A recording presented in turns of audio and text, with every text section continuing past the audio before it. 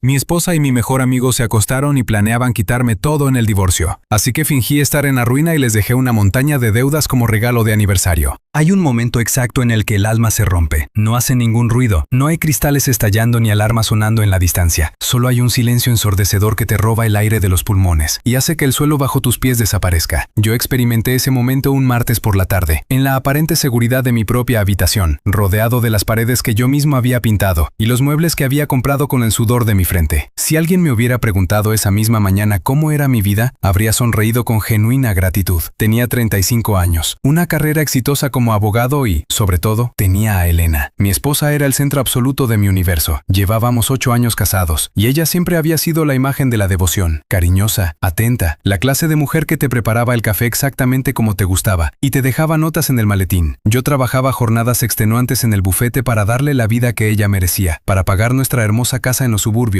y para construir un futuro sólido para ambos. Y luego estaba Marcos. Marcos no era solo mi mejor amigo, era el hermano que nunca tuve. Nos conocíamos desde la universidad. Habíamos compartido desde cenas de fideos instantáneos en nuestros días de estudiantes hasta las lágrimas en el funeral de mi padre. Él era carismático, relajado y siempre tenía una broma lista para aliviar la tensión de mi exigente trabajo. Los fines de semana, los tres solíamos hacer barbacoas en el patio. Yo preparaba la comida, Marcos traía la cerveza y Elena reía con nuestras anécdotas. Éramos el trío perfecto. Yo me sentía el hombre más afortunado del mundo, cobijado por el amor de mi esposa y la lealtad inquebrantable de mi mejor amigo. Qué ciego, qué dolorosamente estúpido fui. La ilusión comenzó a resquebrajarse por una casualidad que raya en lo cruel. Aquel martes, una migraña cegadora me obligó a salir del bufete más temprano de lo habitual. Llegué a casa y el silencio me recibió. Escuché el agua de la ducha correr en el baño principal. Entré a nuestra habitación con la intención de recostarme un momento y cerrar los ojos. En la cama, descansaba la tableta de Elena. Estaba desbloqueada. La pantalla brillaba débilmente mostrando una receta de cocina. Pero justo en el momento en que me senté en el borde del colchón, una notificación cruzó la parte superior de la pantalla. Era un mensaje de Marcos. No era un mensaje común. No decía hola ni preguntaba por el fin de semana. El mensaje decía, palabra por palabra: el abogado dice que si aguantamos hasta su aniversario, te toca exactamente la mitad del bono de su bufete. Solo sigue actuando, preciosa. Mi corazón se detuvo. Literalmente sentí cómo el latido en mi pecho se suspendía en un vacío de hielo. Mis manos, que un segundo antes estaban cansadas por el trabajo del día, comenzaron a temblar con una violencia incontrolable. Deslicé el dedo por la pantalla. No quería hacerlo. El instinto de autopreservación me gritaba que apagara el dispositivo y fingiera que no había visto nada. Pero la verdad es un veneno que, una vez que pruebas, tienes que beber hasta el fondo. Abrí la aplicación de mensajería y entré en su chat. Lo que encontré allí no fue solo una infidelidad, fue una carnicería emocional. No era un simple desliz nacido de la pasión, sino una campaña meticulosa, fría y calculada para destruirme. Llevaban casi 2 años acostándose a mis espaldas, burlándose de mis horarios de trabajo, usando mi cama cuando yo estaba en la oficina. Pero el dolor de la traición carnal fue rápidamente eclipsado por el terror de su verdadera intención. Leí mensajes donde Elena me llamaba el cajero automático. Leí cómo se quejaba de tener que besarme cuando yo llegaba cansado, describiendo su repulsión con palabras que me quemaron las retinas. Leí a Marcos, el hombre al que yo le había prestado dinero incontables veces, riéndose de lo fácil que era manipularme. Pero lo peor fue el plan. Habían estado consultando a escondidas a un abogado de divorcios, alguien sin escrúpulos. Estaban construyendo una narrativa falsa. Planeaban acusarme de abandono emocional, de ser un esposo negligente debido a mi trabajo. Elena estaba desviando pequeñas cantidades de nuestras cuentas conjuntas hacia una cuenta secreta que Marcos le había ayudado a abrir. Querían mi casa, querían mis ahorros de toda la vida, querían exprimir mi próximo bono de socio en el bufete y dejarme en la calle, pagando una pensión astronómica, mientras ellos se quedaban con mi vida. El nivel de narcisismo, la falta absoluta de empatía, era monstruoso. Me veían como un simple recurso a explotar, un tonto útil al que exprimirían hasta la última gota antes de desecharlo. Me dejé caer de rodillas en la alfombra de la habitación. La náusea me invadió en oleadas y me llevé las manos a la boca para ahogar un sollozo que amenazaba con rasgarme la garganta. Sentí un dolor físico, agudo y punzante en el centro del pecho, como si alguien me estuviera retorciendo los pulmones. Estaba llorando, lágrimas de una humillación tan profunda que sentía que me derretía por dentro. Todo lo que amaba era una mentira. Toda mi realidad era una puesta en escena diseñada para robarme. Y entonces, el sonido del agua en la ducha se detuvo. Ese fue el momento exacto en el que el hombre que amaba a Elena murió. En el lapso de los 3 minutos que tardó en secarse y envolverse en una toalla, mi dolor insoportable se cristalizó. La agonía hirviente se enfrió de golpe, transformándose en un hielo oscuro, denso y absoluto. Mi mente de abogado, entrenada para encontrar debilidades, construir estrategias y destruir los argumentos del oponente, tomó el control de mi cuerpo tembloroso. Me puse de pie, limpié las lágrimas de mi rostro con el dorso de la mano. Cerré la aplicación, dejé la tableta exactamente en la misma posición en la que la había encontrado y respiré hondo. No iba a confrontarla. No iba a gritar, ni a llorar, ni a exigir respuestas que solo serían mentiras. Si querían jugar a la guerra financiera y emocional, se habían metido con la persona equivocada. Creían que estaban lidiando con un esposo dócil y enamorado, pero acababan de despertar a un depredador en su propia casa. La puerta del baño se abrió y Elena salió, oliendo a mi jabón favorito, con esa sonrisa dulce y perfecta que ahora reconocía como la mueca de un parásito. «Mi amor, llegaste temprano», dijo ella, acercándose para darme un beso en la mejilla. «¿Te sientes bien? Te ves un poco pálido». La miré a los ojos, esos ojos que me habían engañado durante años. Esbocé mi mejor sonrisa y le devolví el beso. «Estoy perfectamente bien, mi vida», le respondí, con una calma que me asustó incluso a mí mismo. «Mejor que nunca». Ese día, la víctima desapareció. Lo que quedó en su lugar fue un hombre dispuesto a quemar el mundo entero, con tal de verlos arder a ellos en las cenizas. El juego había comenzado, pero ahora yo dictaría las reglas. Los meses que siguieron a ese martes fatídico fueron un ejercicio diario de tortura psicológica autoinfligida y disciplina militar. Vivir con tu propio verdugo y llamarlo amor es una experiencia que te pudre el alma pedazo a pedazo. Cada mañana me despertaba a su lado, sintiendo el calor de su cuerpo bajo las sábanas, y tenía que hacer un esfuerzo sobrehumano para no apartarme con asco. Su perfume, que antes me parecía el aroma del hogar, ahora me provocaba náuseas. Olía a traición, a mentiras susurradas en la oscuridad, al sudor de mi mejor amigo. Pero me tragué el vómito, me puse mi traje de abogado y mi máscara de esposo devoto, y salí a construir mi obra maestra. Entendí rápidamente que no me enfrentaba a un error humano o a un simple desliz romántico. Observar a Elena y a Marcos desde mi nueva posición de omnisciencia me permitió ver el abismo de su narcisismo. Marcos no amaba a mi esposa. Al analizar sus interacciones ocultas y sus miradas de superioridad cuando creían que yo no veía, me di cuenta de que Marcos amaba la idea de vencerme.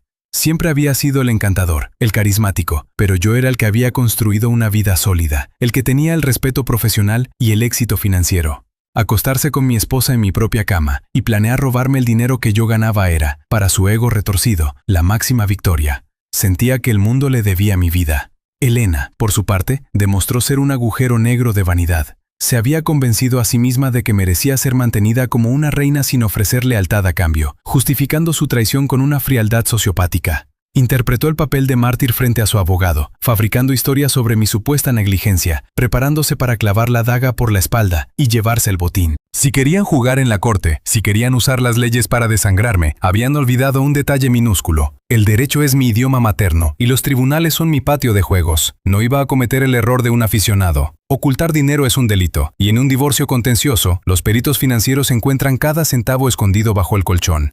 No, mi plan no era esconder mi patrimonio. Mi plan era evaporarlo frente a sus propios ojos de la manera más legal, hermética y dolorosa posible. Necesitaba que, cuando el juez dictara la sentencia, no hubiera absolutamente nada que repartir más que polvo y deudas.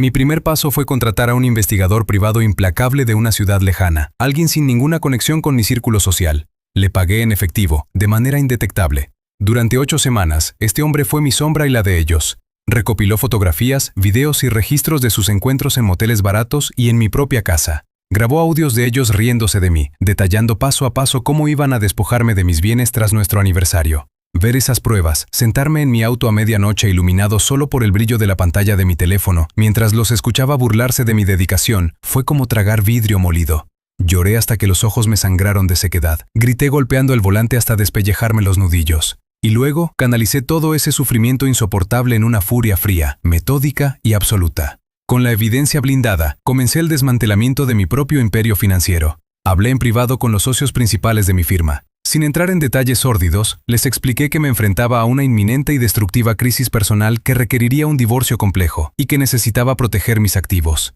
Como hombres de leyes que habían pasado por lo mismo, entendieron perfectamente. Acordamos que renunciaría temporalmente a mi posición en la vía rápida hacia la asociación, alegando agotamiento extremo y problemas de salud mental.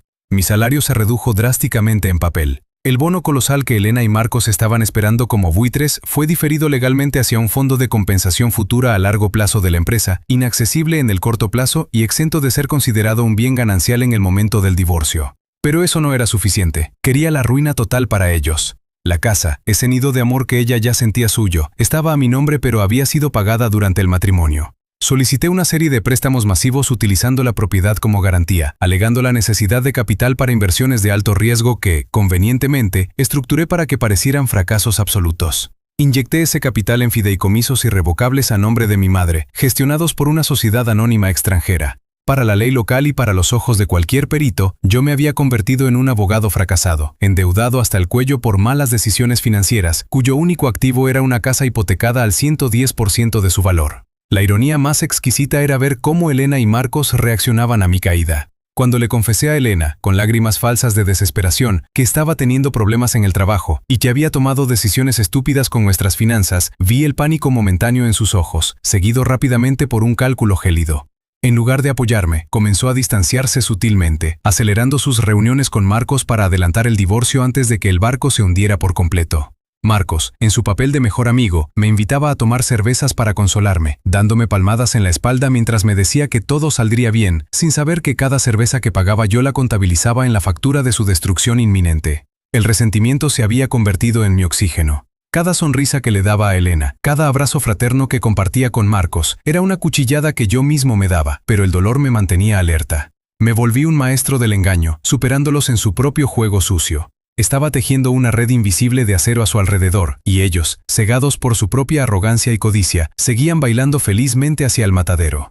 Faltaban solo 2 semanas para nuestro aniversario. El escenario estaba listo. La trampa estaba cebada, y las puertas estaban cerradas con llave desde afuera. Yo ya no tenía nada a mi nombre, mi patrimonio era un espejismo, y la evidencia de su conspiración ardía en mi caja fuerte. Ahora, solo quedaba dejar caer el telón sobre su farsa y desatar el infierno que ellos mismos habían construido. El día de nuestro aniversario amaneció oscuro y nublado. Parecía que el cielo entendía perfectamente lo que yo sentía por dentro y anunciaba una gran tormenta. Me levanté mucho antes que Elena, me serví una taza de café y me quedé en silencio mirando la casa que muy pronto iba a dejar atrás. Ya no sentía ganas de llorar. Ese dolor tan horrible y desesperante de los primeros meses se había ido por completo. Ahora solo sentía una calma muy fría en mi cabeza. Sabía exactamente lo que iba a pasar y estaba listo. Yo había organizado una cena sencilla en la casa. Le dije a Elena que, como estábamos pasando por problemas de dinero muy graves, no podíamos darnos el lujo de ir a un restaurante bonito, pero que igual quería estar con ella esa noche. También le pedí un favor enorme. Le dije, fingiendo estar súper triste y cansado, que invitara a Marcos. Le dije que en estos momentos tan difíciles, él era el único amigo de verdad que me quedaba, que era como mi hermano, y que lo necesitaba ahí con nosotros para no sentirme tan mal. Ella dudó un segundo, pero al final dijo que sí. Seguro pensó que iba a ser muy divertido celebrar cómo me iban a dejar en la calle, comiendo mi comida y sentados en mi propia mesa. Esa noche, todo estaba listo. Elena se puso un vestido muy bonito que había comprado hace poco, usando el límite de una tarjeta de crédito que yo ya no pensaba pagar. Cuando sonó el timbre y Marcos entró por la puerta con una botella de vino barato y su típica sonrisa de mejor amigo, sentí que la sangre me hervía de coraje. Nos sentamos a cenar, comimos, platicamos de cosas sin importancia, y yo di la mejor actuación de mi vida. Fui el esposo más bueno y el amigo más agradecido del mundo. Los dejé hablar, los dejé que se miraran a escondidas,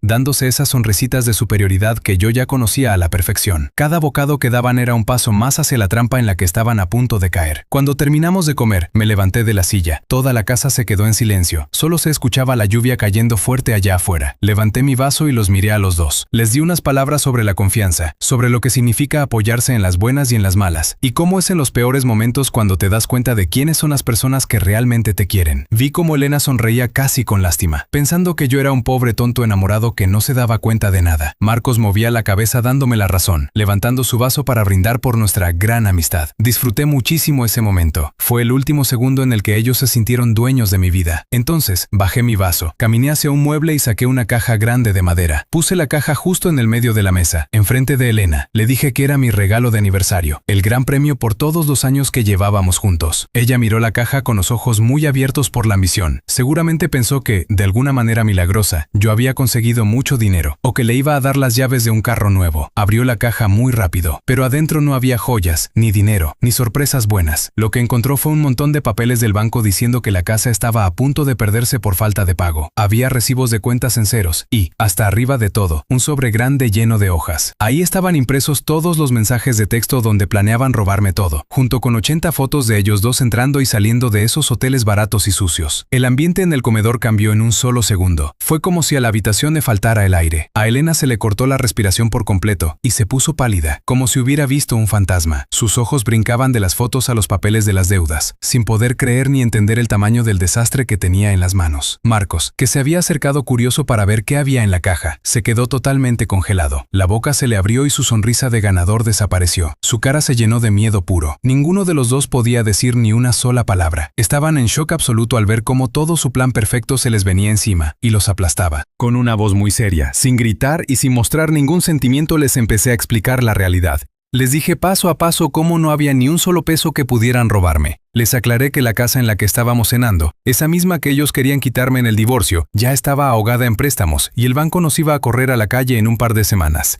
Les mostré que mis cuentas estaban completamente vacías y que mis ahorros ya no existían. Les dije, ustedes querían mi vida, querían dejarme en la calle sin nada. Pues bien, aquí lo tienen. No hay dinero, no hay casa. Solo hay una montaña gigante de deudas que, por ley, como seguimos casados, tú, Elena, vas a tener que pagar a la mitad. ¡Feliz aniversario!